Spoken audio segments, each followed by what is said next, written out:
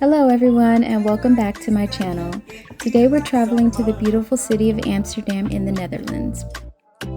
From charming canals and stunning architecture to the incredible food and one of the best luxury hotel experiences I've ever had, this trip truly was unforgettable. Come along as I take you through all the highlights of our Amsterdam adventure, so let's get started. We took a direct flight from DFW to Amsterdam. Once we landed and picked up our luggage, we headed straight to the train station, which was conveniently connected to the airport. We purchased our train tickets, and within minutes, we were on our way to Dam Square, where our hotel was located. It was an easy, affordable, and stress-free way to get from the airport to the heart of Amsterdam. The moment we stepped outside the train station, I was in complete awe. This was the view walking out the train station. It was even more beautiful than I imagined. Our hotel was only about an 8-minute walk from the train station, so we rolled over our luggage and left it at the front desk until our room was ready. Since we had a little time to spare, we made our way over to the best ways to experience Amsterdam, which was a canal cruise. It was the perfect introduction to the city, giving us a chance to take in the beautiful canals, historic architecture, and charming streets from the water.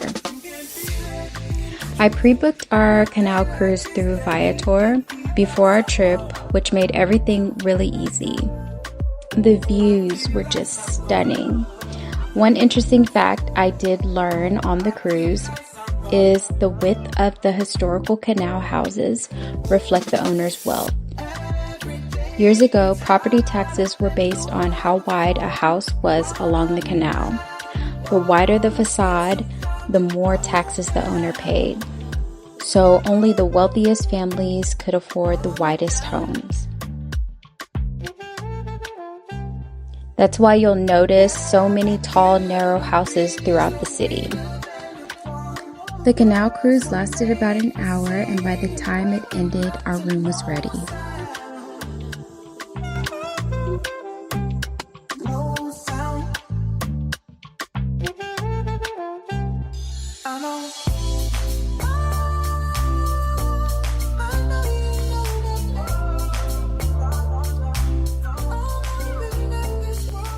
So we headed back to the hotel, checked in, and finally settled into Hotel 27. Hotel 27 was absolutely everything and then some. From the moment we walked in, the service was impeccable. With only 16 luxury suites, the hotel feels incredibly exclusive, intimate, and personalized. Every detail was thoroughly curated, making it feel less like a hotel and more like a one-of-a-kind experience. One of the most unique features of Hotel 27 is that every room includes a dedicated butler. It's that level of personalized service that truly sets this hotel apart from the others and makes you feel like a VIP from start to finish. Check out this beautiful room.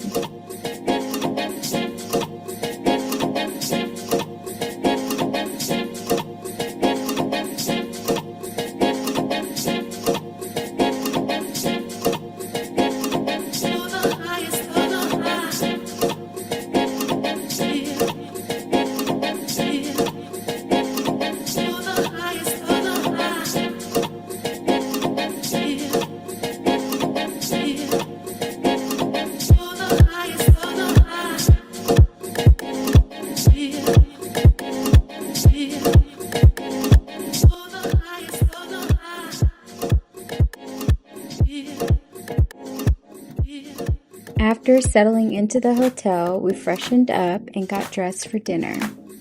We had reservations at Nomi, which was about a 12-minute walk from the hotel. It turned out to be the perfect distance because it gave us a chance to explore the city on foot. Nami specializes in Japanese, Korean barbecue, sushi, and Asian fusion. One thing we've never tried before was a Korean barbecue restaurant. So what better place to experience that than in Amsterdam? We decided to go with the all-you-can-eat option so we could try a little bit of everything. We ordered a variety of meats along with several sides, and it was such a fun experience grilling everything right at your table. Nami ended up being such a fun choice. The food was flavorful and the atmosphere was amazing. My husband also ordered a poke bowl topped with an egg, and let me tell you, he could not stop talking about it. He said it was so good and he kept bringing it up days later. So that's how I knew I found a winner. If you're in Amsterdam, I highly recommend checking them out. We left Nami around 9:30 p.m. and to our surprise, it was still broad daylight outside. Coming from Texas, that definitely took some getting used to. During the summer, the sun doesn't set in Amsterdam until 10:30 p.m. It felt like the day just kept going and we weren't complaining one bit. This almost never happens, but between jet lag and waking up at 5 a.m. to watch the final Spurs game against the Knicks, we ended up falling back asleep.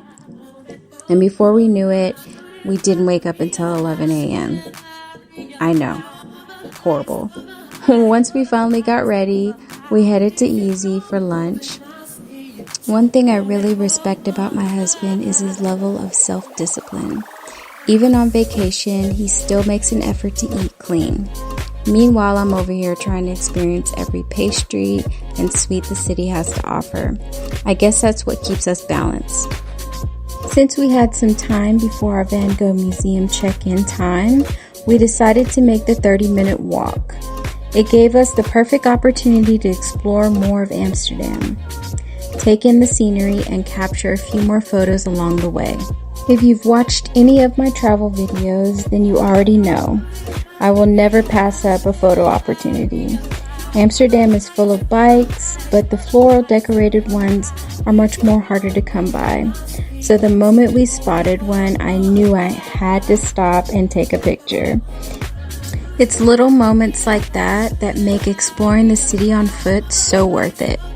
Once we checked into the museum, we picked up our audio guides, which made the experience so much more immersive. As you walk through the museum, you simply follow the room numbers on the guide, and it explains the artwork, Van Gogh's life, and the stories behind many of his famous paintings. What stood out to me the most wasn't just Van Gogh's incredible artwork, it was his story. Learning about the bond he had with his brother Theo, reading their letters and seeing how deeply he poured his emotions into every painting gave me a whole new appreciation of his art. It reminded me that sometimes your purpose and impact isn't always recognized during your lifetime, but that doesn't make it any less meaningful.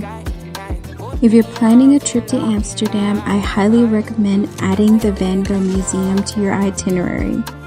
Whether you're an art lover or not, the stories behind the paintings and the insight into Van Gogh's life makes it an inspiring experience.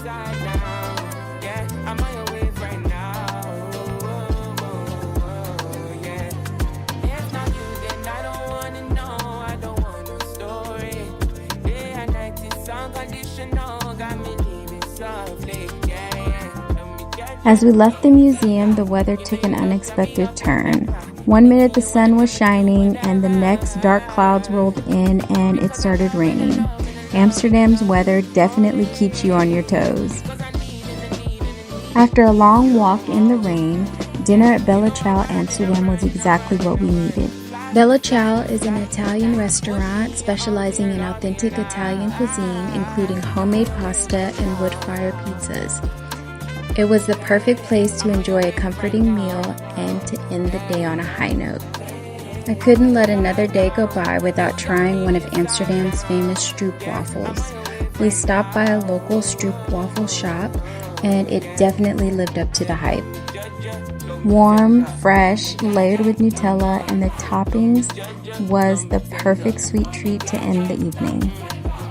With 2 amazing days behind us, I couldn't wait for what tomorrow had in store.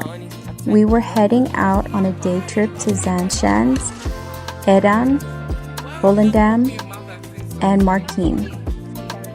Ready to explore charming Dutch villages, iconic windmills, and experience even more of the Netherlands beyond the city, so please stay tuned for part 2.